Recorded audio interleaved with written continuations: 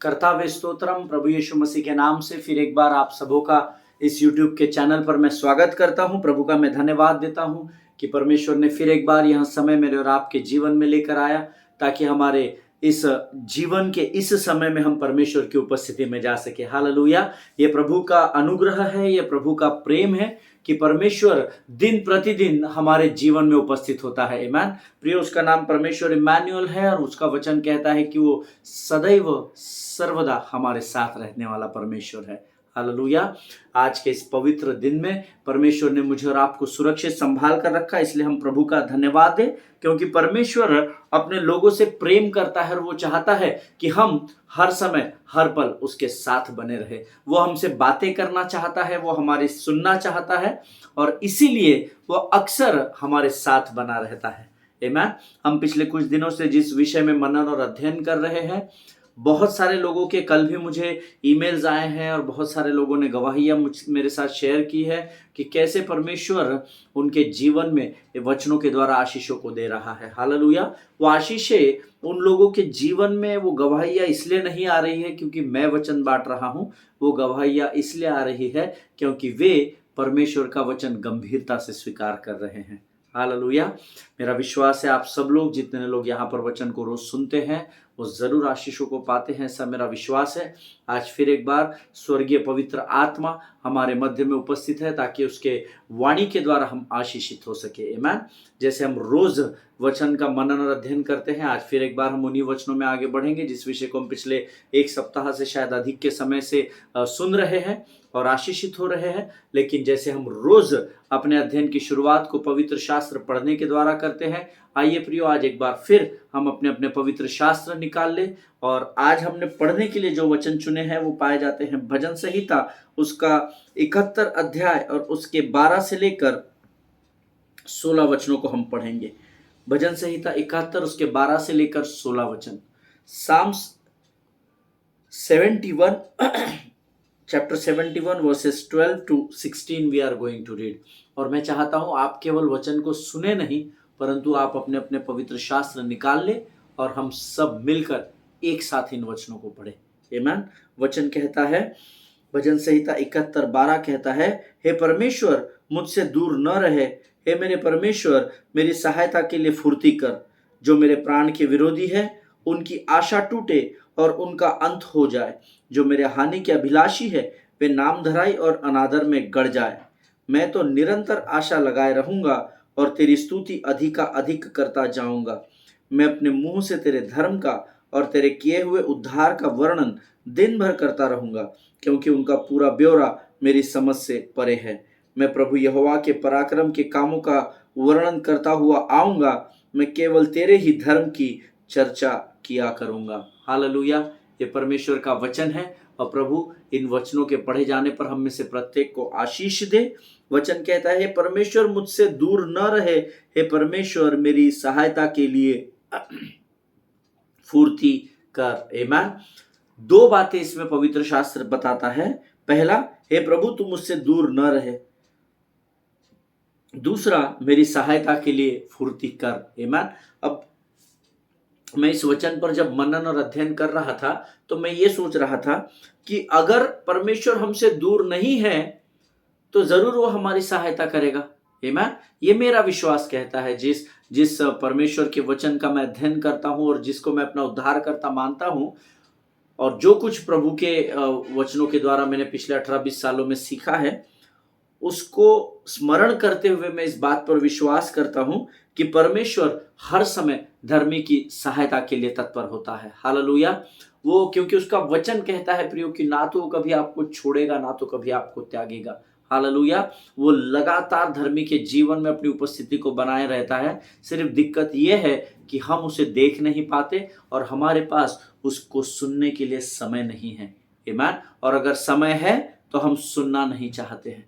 बहुत से कारण है, शत्रु चालाक है, इस बात को याद रखिएगा। लेकिन दाऊद यहां कहता है, हे प्रभु तू मुझसे दूर न रहे, हे मेरे परमेश्वर मेरी सहायता के लिए फुर्ती कर।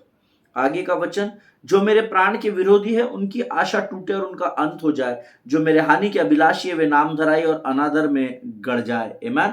अब देखिए इसका अर्थ है दाऊद अपने जीवन के उस परिस्थिति में इस समय था, या वो ऐसे हालातों का सामना कर रहा था जो जिससे होकर गुजरना उसके लिए बहुत कठिन था, बहुत कठिन था। लेकिन वचन कहता है वो अपने विरोधी पर जाकर टूट नहीं पड़ा, उसने अपने विरोधी के विरोध में कुछ कार्य नहीं किए, उसने किसी और के पास जाकर उसके विरोध में नुक्ताचीनी नहीं की, बैक बाइटिंग नहीं किया, कुड़कुड़ाहट नहीं की, पर उसने क्या किया, वो अपने मुकदमे को लेकर उसके जो कुछ भी इश्यूज उसके विरोधी के, उसके शत्रु के विरोध में थे, उनको लेकर वो परमेश्वर के पास गया। आमीन। आज जब आपके विरोध में कोई आता है, जब आपको कोई गलत बातें कहता है, जब आप पर कोई क्रोधित होता है, तो हम क्या करते हैं, हम भी उस पर उतने ही ताकत और बल के साथ टूट पड़ते हैं। लेकिन वचन कहता है तो अपने मुकदमे को परमेश्वर के पास लेकर जाना। हालेलुया। मुझे नहीं पता इस वचन को सुनते समय आज आप में से ऐसे कितने लोग हैं जो ऐसे किसी परिस्थिति में फंसे हुए हैं। आज मैं आपको उत्साहित करना चाहता हूं, प्रभु के लोगों, अपने मुकदमे को परमेश्वर की अदालत में लेकर जाए। वचन कहता है जो मेरे प्राण के विरोधी है प्रभु, उनकी आशा टूटे और उनका अंत हो जाए। हालेलुया। जो मेरे हानि के अभिलाषी है वे नाम धराई और अनादर में गड़ जाए। अर्थात उसके विरोधी के साथ उसका जो भी इशू है उसको वो विरोधी के साथ जाकर डिस्कस नहीं कर रहा है, विरोधी पर टूट नहीं पड़ रहा है, परंतु वो विरोधी के न्याय को परमेश्वर के हाथों में सौंप रहा है। वो कह रहा है प्रभु तू कर, तू इसका अनादर कर, मैं नहीं करूंगा प्रभु, तू इसे ऐसा न्याय कर परमेश्वर पिता कि फिर कभी दोबारा ऐसा ना कर सके, मैं नहीं करूंगा प्रभु तू कर। वो अपने मुकदमे को परमेश्वर के पास लेकर जा रहा है। हालेलुया। आज आप में से ऐसे कितने लोग हैं जो अपने मुकदमे को प्रभु की अदालत में लेकर जा रहे हैं। जिनके सुनने के कान हो वो सुन ले कि आत्मा कलीसिया से क्या कहना चाहता है। आमीन। उसके आगे का वचन मुझे बड़ा अच्छा लगता है, इसको आप अंडरलाइन कर ले। मैं तो निरंतर आशा लगाए रहूंगा और तेरी स्तुति अधिक अधिक करता जाऊंगा। प्रभु तू मेरे शत्रु का न्याय करेगा, तू मेरे शत्रु को गाड़ देगा, तू मेरे शत्रु की नाम धराई करेगा, तू उसका अंत करेगा। ये सब पर वचन कहता है मैं निरंतर आशा लगाए रहूंगा। हालेलुया। देखिए, अगर आप ये सोचते हैं कि आपके शत्रु के, आपके बैरी के साथ कोई इशू चल रहा है, कोई बातचीत, कोई विरोधाभास चल रहा है, और आप अगर ये एक्सपेक्ट करते हैं कि आपने मांगा और प्रभु ने तुरंत दिया, कई बार ऐसा होगा, लेकिन कई बार आपको प्रतीक्षा करनी पड़ेगी। हालेलुया। इसीलिए वचन कहता है मैं तो निरंतर आशा लगाए रहूंगा, अर्थात मैं कभी हार नहीं मानूंगा, परंतु हे प्रभु मैं लगातार तुझ पर आशा लगाए रखूंगा, तुझ पर विश्वास करूंगा, और उसके लिए मैं क्या करूंगा, उसके लिए मैं तेरी स्तुति अधिक और अधिक और अधिक करता चला जाऊंगा। हालेलुया। मैं तेरी स्तुति आराधना करना नहीं रोकूंगा प्रभु, क्योंकि मैं जानता हूं कि मैं तुझ पर आशा लगाए रहूंगा और तू मेरी प्रार्थना का उत्तर हाँ और आमीन में ही देगा। हालेलुया। आपको प्रभु पर आशा लगा कर रखना चाहिए। हम मनुष्य पर आशा लगाए रहते इसलिए कई बार हमें हार का सामना करना पड़ता है प्रियो, लेकिन जो परमेश्वर पर आशा लगाए रहेगा वो कभी भी लज्जित नहीं होने पाएगा। मैंने कल भी आपको इस वचन को बताया था, भजन संहिता उसका 34 अध्याय उसका 5वां वचन कहता है जितनों ने उसकी और दृष्टि की उन्होंने ज्योति पाई और उनका मुख कभी भी काला नहीं होने पाया। हालेलुया। आमीन। आगे का वचन कहता है मैं अपने मुंह से तेरे धर्म का और तेरे किए हुए उद्धार का वर्णन दिन भर करता रहूंगा। हालेलुया। इस वचन को आप अंडरलाइन कर लीजिएगा, क्योंकि उनका पूरा ब्यौरा मेरी समझ से परे है। हालेलुया। मैं अपने मुंह से तेरे धर्म का, हालेलुया। वचन कहता है नीति वचन 18:21 तुम्हारे मुख में मैंने मृत्यु और जीवन की सामर्थ को भर कर रखा है। हालेलुया। और उसी मुंह से मुझे क्या आज्ञा दे रहा है परमेश्वर, आपको क्या आज्ञा दे रहा है, मुंह से तेरे धर्म का और तेरे किए हुए उद्धार का वर्णन दिन भर करता रहूंगा। तेरे धर्म का प्रचार करता रहूंगा और तूने जो उद्धार प्रभु मेरे जीवन में दिया है उसका मैं दिन भर वर्णन करता रहूंगा, ऐसा वचन में लिखा हुआ है। हालेलुया। क्योंकि उनका पूरा ब्यौरा मेरी समझ से परे है, क्योंकि उन बातों को प्रभु मुझे पूरा का पूरा समझना बहुत कठिन और असंभव है। इसलिए मैं क्या करूंगा प्रभु, मैं दिन भर तेरे धर्म के प्रचार करता रहूंगा, तेरे सुसमाचार का प्रचार करता रहूंगा, और मैं तेरे किए हुए किस प्रकार से तूने मेरे जीवन में उद्धार को लेकर आया, कैसे तूने मेरे जीवन को बदला, इस गवाही को मैं दिन भर बांटता रहूंगा। हालेलुया, आमीन। प्रियो, आज परमेश्वर के राज्य के लिए आप कितना समय देते हो, प्रभु के साथ बैठने में आप कितना समय व्यतीत करते हो, और संसार की बातों को और शरीर की अभिलाषाओं को पूर्ण करने में आप कितना समय बिताते हो, ये आपको पता है। हालेलुया। लेकिन प्रभु चाहता है कि हम उसके साथ संगति करें। हालेलुया। वो चाहता है हम लोगों के मध्य में भी जाए, उसके धर्म का प्रचार और उद्धार के वर्णन को हम करें, लेकिन not at the cost of kingdom of God and in the presence of God. Hallelujah. लेकिन परमेश्वर के राज्य को बलिदान करने के द्वारा नहीं, क्योंकि वचन कहता है जो कैसर का है वो तो कैसर को देना ही है, पर जो प्रभु का है वो प्रभु को भी देना जरूरी है। हालेलुया। और आगे का वचन कहता है, मैं प्रभु यहोवा के पराक्रम के कामों का वर्णन करता हुआ आऊंगा, मैं केवल तेरे ही धर्म की चर्चा किया करूंगा। हालेलुया। पराक्रम के कामों का वर्णन, कैसे बड़े बड़े पराक्रम परमेश्वर ने मेरे और आपके जीवन में किए हैं, और हम आज यहाँ पर मैं वचन इसलिए बांट पा रहा हूँ, आप वचन इसलिए सुन पा रहे हैं क्योंकि परमेश्वर ने अपने धर्म में दाहिने हाथ से मुझे और आपको संभाले रखा है। Hallelujah.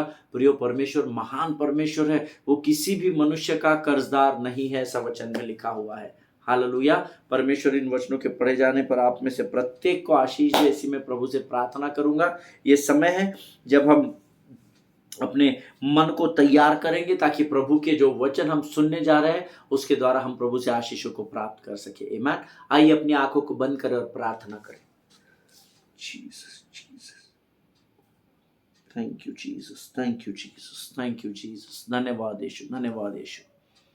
Thank you lord, thank you lord, thank you lord, thank you lord. स्तुति हो, प्रशंसा हो राजा, तेरा गुणानुवाद हो प्रभु जी। तू महान और जीवित परमेश्वर है राजा। इस समय हम अपने आप को, अपने शरीर, प्राण, आत्मा और बुद्धि को संपूर्ण रीति से तुझे समर्पित करते हैं पिता। प्रभु जी, तू आ और हमारे जीवन के ऊपर अपने संपूर्ण नियंत्रण को ले प्रभु। हमारे विचार नहीं परंतु तेरे विचार हमारे जीवन में चलने पाए राजा। हमारी इच्छा और योजनाएं नहीं परंतु तेरी इच्छा और तेरी योजना को तू हमारे जीवन में पूर्ण कर राजा। आज फिर एक बार तू अपने स्वर्गीय मन्ना को लेकर हमारे मध्य में आया है राजा। होने दे प्रभु जी, जब हम तेरी वाणी को सुने परमेश्वर पिता, तो हम आशीषों को प्राप्त करने वाली जाति बनकर तैयार हो सके प्रभु। हमें बरगलाने वाली, हमें विचलित करने वाली, हमारे ध्यान को भटकाने वाली शत्रु की हर एक योजना को यीशु नासरी के नाम से हम नरक लोक के अग्निकुंड में ढकेलते हैं राजा। इस समय हम अपने आप को नम्र और दीन करते हैं। जाने अनजाने में हमसे हुए गलतियों की हम तुझसे क्षमा चाहते हैं राजा। अपने लहू से धोकर शुद्ध कर और हमारे भीतर स्थिर आत्मा को नए सिरे से तैयार कर राजा। इस समय हम सब अपने आप को यीशु मसीह के लहू में डुबो देते हैं राजा। यीशु मसीह के लहू में अपने आप को सुरक्षित करते हैं और इस प्रार्थना को तूने स्वीकार किया ऐसा विश्वास करते हुए इस विनती को धन्यवाद के साथ यीशु नासरी के मीठे और पवित्र नाम में मांगते हैं। सुनिए और बड़ी दया से ग्रहण कीजिए। आमीन, आमीन। हालेलुया। परमेश्वर भला है और उसकी करुणा सदा सदा की है। आमीन। पिछले कुछ दिनों से हम उस विषय पर सीख रहे हैं। हम ऐसे सिद्धांतों को दाऊद की जीवन से सीखने का प्रयत्न कर रहे हैं कि जब शत्रु ने दाऊद का सब कुछ छीन लिया, सब कुछ खत्म हो गया, तो कैसे उसने उन बातों को वापस शत्रु के पास से वापस लेकर आया। हालेलुया। उसने कैसे उन सिद्धांतों के द्वारा परमेश्वर ने जो कुछ भी उसको दिया था, जो शत्रु ने छीन लिया था, कैसे वो शत्रु से सब कुछ वापस लेकर आया, उसके ऊपर हम इन दिनों मनन और अध्ययन कर रहे हैं। हालेलुया। और हमने कुछ वचन देखे थे। मैंने आपको पहला सिद्धांत बताया था, David wept with his 600 warriors. Hallelujah.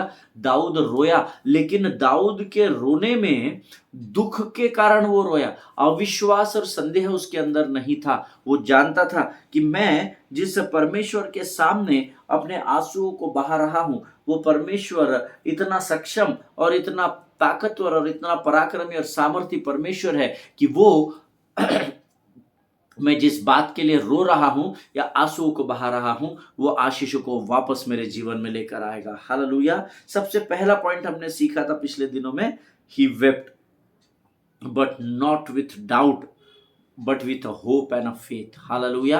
वो एक विश्वास और आशा के साथ अपने आंसुओं को बहा रहा था, क्योंकि मैंने आपको एक वचन बताया था, कदाचित रात को रोना पड़े परंतु सुबह आनंद जरूर पहुंचाया जाएगा। हालेलुया। उसके बाद दूसरी चीज दाऊद ने क्या की, he refuse to became bitter amen. उसने अपने जीवन में कड़वाहट को स्थान नहीं दिया। जब वो वापस सिकलग में आया पहला शमूएल 30 अध्याय में, और जब उसने देखा कि सब कुछ जलकर खाक हो गया है, शत्रु उसके पत्नी को, उसके बच्चों को, उसके लोगों को बंदी बनाकर लेकर गया है, और वो सब कुछ जो सिकलग में था वो सब कुछ जलाकर उन्होंने राख कर दिया है। और तब लोग, उसके अपने लोग उसके विरुद्ध चर्चा करने लगे ताकि उसको पत्थर से मार सके, उसको सजा देने के लिए उसको दोष लगाने लगे कि तेरे वजह से ऐसा हुआ, तेरे वजह से। आज अगर आप पर कोई दोष लगाता है तो हम अमूमन क्या करते हैं, हम भी सामने वाले पर दोष लगाते हैं। हाँ सर ऐसा हुआ, लेकिन आपने भी तो ऐसा किया ना।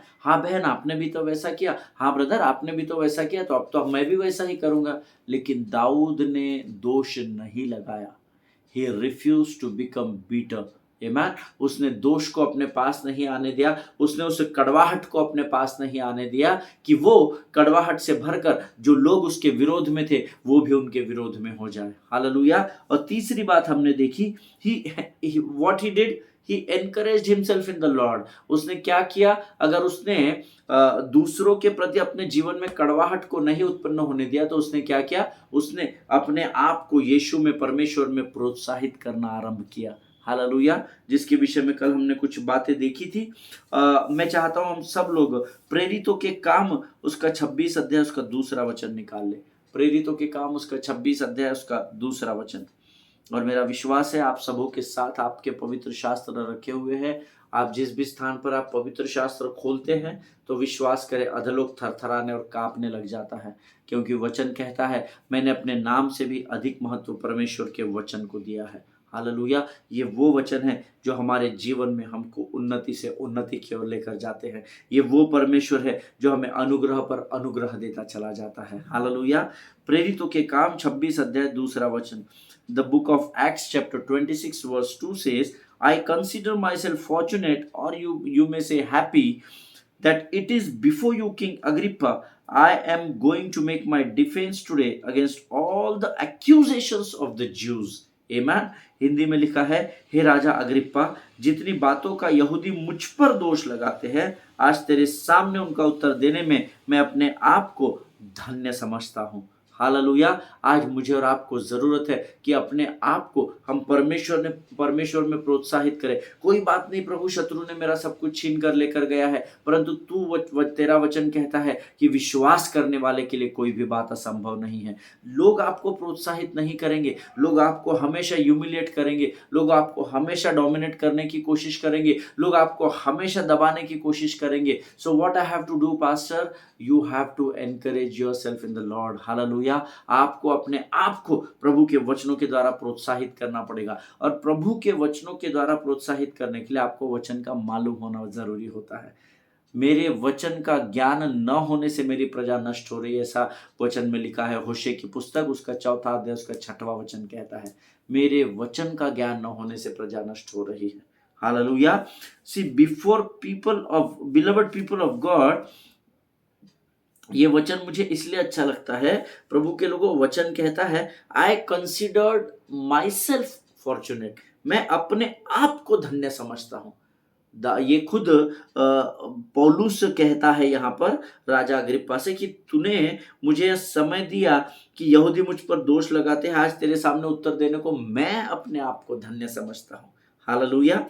इसका अर्थ है कि आपको अपने आप को प्रोत्साहित करने की जरूरत है एट टाइम कम्स। हालेलुया। हमेशा ध्यान में रखिए जब ऐसे समय आते हैं तो आपको अपने आप को वचन के द्वारा प्रोत्साहित करने की जरूरत है, क्योंकि शत्रु आपको नीचा दिखाने की कोशिश करेगा। But the word of God says I consider myself fortunate, मैं अपने आप को धन्य समझता हूँ। Amen.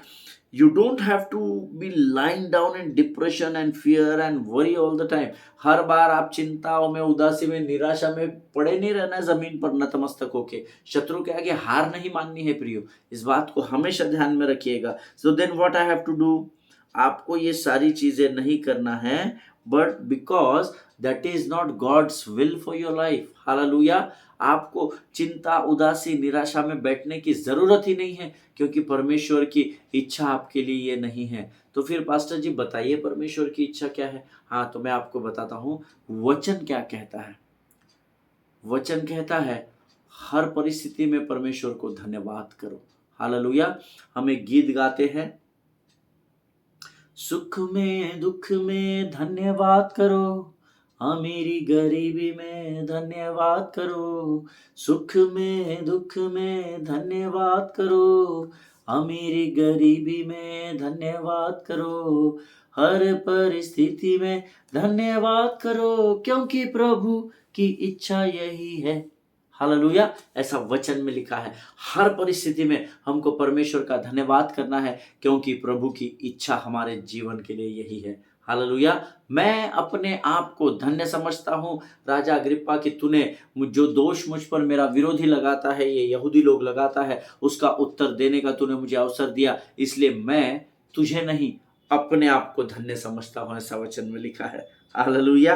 Encourage yourself in the Lord your God. Amen. Always remember this. अपने आप को अपने परमेश्वर में उत्साहित करें। He is still mighty. He is still powerful God. He is still in a position that he can do everything for your life. Hallelujah. वो सामर्थी परमेश्वर है, वो महान परमेश्वर है। वो आज भी इस बल और सामर्थ को लेकर चलता है कि वो आपके हर एक जीवन की समस्याओं का उत्तर उस समस्या के ऊपर आपको विजय देने के द्वारा कर सके। हालेलुया। क्योंकि परमेश्वर के लिए कोई भी बात कठिन नहीं है। हालेलुया। प्रियो, ऐसा वचन कहता है, क्या मेरे लिए कोई बात कठिन है? ऐसा परमेश्वर पूछता है। आमीन। और हम सब जानते हैं, जिसने शब्द मात्र से आकाश और पृथ्वी का निर्माण किया, उसके लिए कोई भी बात असंभव नहीं हो सकती है। हालेलुया। आमीन। हम लोग कल उस 4 कोढ़ियों के बारे में सीख रहे थे जो फाटक के बाहर बैठे थे। उन्होंने सोचा कि यहाँ बैठे बैठे हम कोढ़ से मर जाएंगे, उससे अच्छा है कि हम आराम की सेना में जाके मिले। क्या पता बाबा उनको हम पर दया आ जाए तो हमको रोटी खिला दे, वही नहीं तो मार देंगे। वह इधर भी मरना है भाई लोग, उधर भी मरना ही है, तो क्यों ना हम कुछ करके मरे, हम बैठकर मृत्यु की प्रतीक्षा क्यों करें। और जब मैं इस विषय पर पढ़ रहा था, मुझे बहुत अद्भुत लगा ये वचन। आप जरूर पढ़िएगा। 2 किंग्स दूसरा राजा 7वें अध्याय में इसके बारे में लिखा है। वचन में लिखा हुआ है, दूसरा राजा 7वां अध्याय, क्योंकि प्रभु ने अराम की सेना को रथों और घोड़ों की और भारी सेना की सी आहट सुनाई थी, और वे आपस में कहने लगे थे, सुनो, इज़राइल के राजा ने हित्ती और मिस्री राजाओं को वेतन पर बुलाया है कि हम पर चढ़ाई करे। हालेलुया। ये परमेश्वर का वचन है। मैं चाहता हूं ये दूसरा राजा 7वां अध्याय आप पूरा पढ़ना। अद्भुत वचन लिखे हैं यहाँ पर, विशेषकर इन 4 कोढ़ियों के बारे में देखना। ये 4 कोढ़ी जब इन्होंने आपस में बातचीत की कि यार यहाँ बैठे बैठे अपन क्या करें, यहाँ 4 जन बैठे रहेंगे, कोढ़ से मर जाएंगे, खाना पीना तो वैसा भी नहीं मिल रहा है, तो यहाँ मरने से अच्छा हम आराम की सेना के और बढ़े, वो भी हमारे शत्रु हमें काट कर फेंक ही डालेंगे, लेकिन मरना तो दोनों जगह है। तो फिर राह देखकर मौत की प्रतीक्षा करके हम क्यों ना मरे, क्यों ना हम शत्रु का सामना करके आगे बढ़े। हालेलुया। और इन्होंने क्या किया, जैसे ही अपने कदमों को बढ़ाना शुरू किया, तो देखिए परमेश्वर ने इनकी विश्वास योग्यता को देखकर कितनी बड़ी आशीष को दिया। प्रभु ने अराम की सेना और रथों और घोड़ों की और भारी सेना की सी आहट सुनाई थी। ये 4 लोग चल रहे थे, तो मानो उन शत्रु को ऐसा लगा कि हजारों हजार के लोग हमारे पास, हमारे हजारों की भीड़ बड़ी तादाद में हमारे ऊपर चढ़ाई करने को आ रही है। जबकि चल रहे कितने लोग थे? 4 लोग, वो भी बीमार, वो भी कोढ़ से बीमार, जो ये सोचकर बढ़ रहे हैं कि बाबा इधर बैठे बैठे मरने से अच्छा हम आराम की सेना की ओर बढ़कर उनका सामना करके मरे, क्योंकि मरना तो यहाँ भी और वहां पर भी है, तो क्यों ना कोशिश की जाए। और यहाँ पर बहुत सारे धर्मी लोग पीछे हट जाते हैं, हम कोशिश ही नहीं करते, हम उससे पहले ही गिव अप कर देते हैं। But never give up in your life beloved people of God, because God is still in control. Hallelujah. क्योंकि परमेश्वर के हाथ में सारा नियंत्रण है और उसके लिए कोई भी बात असंभव नहीं है। What God is doing here exactly? I was asking this question to God. मेरे डायरी में लिखा है क्वेश्चन मार्क बड़ा, कि प्रभु इस वचन के द्वारा तू क्या बताना चाहता है। You know what word says? God magnified the sound of their steps. Amen. अगर आप अंग्रेजी वर्जन पढ़ेंगे तो वहां पर ऐसा लिखा है कि परमेश्वर ने उनके उस विश्वास योग्यता को देखकर उनको मैग्नीफाई किया, उनको उनको बढ़ा दिया, है ना। मैग्नीफाइंग का मतलब या मैग्नीफाइड का मतलब होता है वृद्धि करना, या जो आपके पास है उसमें बढ़ोतरी देना। फॉर एग्जाम्पल सैलरी, आपका इंक्रीमेंट जो होता है वो क्या करता है, इंक्रीमेंट आपके सैलरी को मैग्नीफाई करता है। अर्थात आपकी सैलरी 50,000 है, अगर 10,000 का इंक्रीमेंट होता है तो 60 हो जाता है। तो जो आपके पास है उसको बढ़ाता है, जो आपके पास है उसमें वृद्धि करने को मैग्नीफाई करना कहते हैं। And what God did here is God magnified the sound of their steps. Hallelujah. वे 4 लोग चल रहे थे, लेकिन शत्रु आपस में बात क्या कर रहे हैं, अरे बाबा ये इजराइल का राजा तो बहुत होशियार दिख रहा था, इसने हित्ती और मिस्री राजाओं को वेतन पर बुलाया है कि हम पर चढ़ाई कर सके। हालेलुया।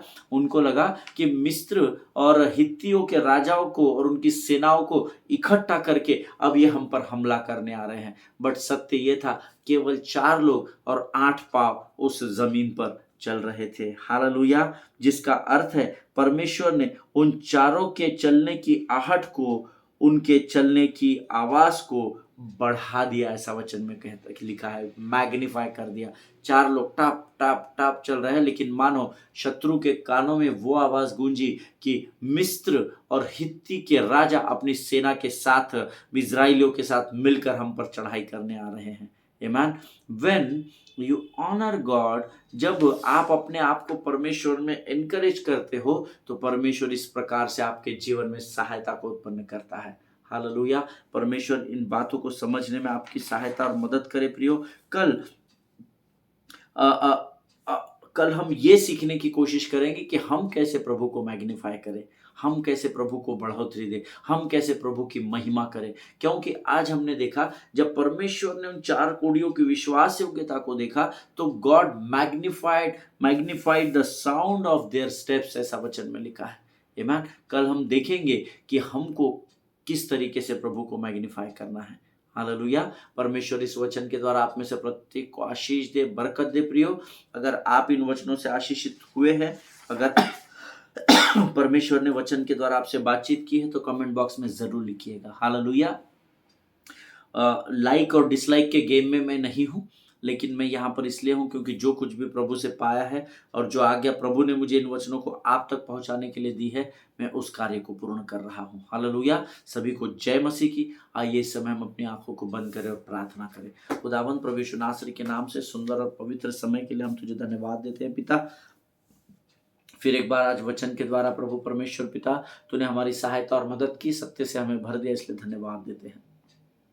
जितनों ने सुना उन्हें अपरंपार आशीषों से भर दे राजा। प्रभु जी इस समय फिर एक बार हम अपने शरीर, प्राण, आत्मा और बुद्धि को तुझे समर्पित करते हैं, अपने आप को यीशु मसीह के लहू में डुबो देते हैं। रात को जब हम सोते हमें मीठी और गहरी नींद दे परमेश्वर पिता, और होने दे प्रभु हमारे जहन में भी, हमारे बिछौने पर हम तुझे धन्यवाद ही देते हुए पाए जाए। प्रभु जी सारी बातों में महिमा तुझको देते हैं, अपने आप को यीशु मसीह के लहू में डुबोते हैं, और इस विनती को धन्यवाद के साथ यीशु नासरी के मीठे और पवित्र नाम में मांगते हैं। सुन और बड़ी दया से ग्रहण कर। आमीन आमीन। हालेलुया। परमेश्वर आपको भला और चंगा रखे। हम कल एक बार फिर मिलेंगे, तब तक स्वस्थ रहें, सुरक्षित रहें, एक दूसरे के लिए प्रार्थना करते रहें। अपने पासबानों के लिए, उनके परिवारों के लिए विशेष प्रार्थना करें, क्योंकि वो आपके चरवाहे हैं। हालेलुया। और हमें हमारे चरवाहों के लिए प्रार्थना करना बहुत ज़रूरी है। आमीन। सभी को जय मसीह की। God bless you all. आनंदित रहिए और दूसरों के लिए आनंद का कारण बनिए। प्रभु आपको आशीष दे।